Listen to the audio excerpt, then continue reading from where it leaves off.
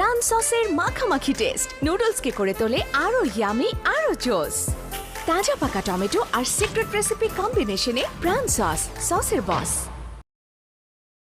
বাবা সুমন, উপর উঠায় বাবা, বাবা রে উপর উঠায় বাবা।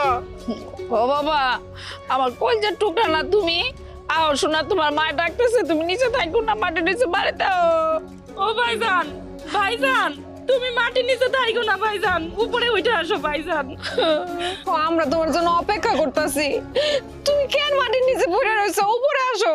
আয় আয় বাবা আয়। আমি কোনোদিনই আর উপরে উঠে আসবো না। তোমরা বাইরে চলে যাও, তোমাকে আমার কোনো সম্পর্ক নাই, যাও। কি কইতাছো তুমি এইসব? আমাকে তুমি মাটির নিচে থাকতে পারবা? মাটির নিচে আসল ঠিকানা, টুমরো এনে সব আড়াইতে হইব। তোমরা জ্বালায়ও না মারে, মাটির নিচে ঢুকছি, এখনো জ্বালাইতেছো। যাও তোমরা। বাজার রে, মানুষ মরার পরে না মাটি চলে যায়, তুই তো মরস যাই, তুই মাটি চলে যাবি কেন? উঠায় আয়। চেয়ারম্যান সাহেব, সুমন ভাই তো মাটির নিচে থাকবো বলে সিদ্ধান্ত নিচ্ছে।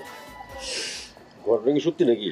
সত্যি চেয়ারম্যান সাহেব, দেখেন আমার পোলা মাটির তলে বসবাস শুরু করে দিছে, এত ডাকতেছি উপরে উঠাইতেছে না।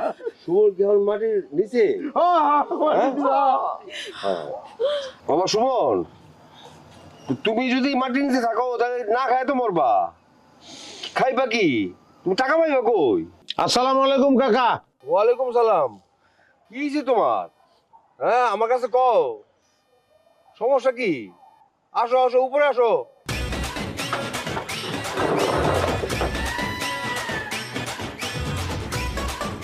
মাটির নিচে আমি ঢুকছি, তার কারণ আছে।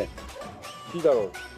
এই যে আরা দেখছো তামসাটা কাম ফালাইয়া গান শুনতাছে। এই তোমার আমি কি কইছিলাম? কই নাই সকালবেলা ঘুমের তলে উঠটা ঘর দুয়ার ঝাড়ু দিবা, বাসি থালবাটি ধুইবা, তারপর অন্য কাম করবা।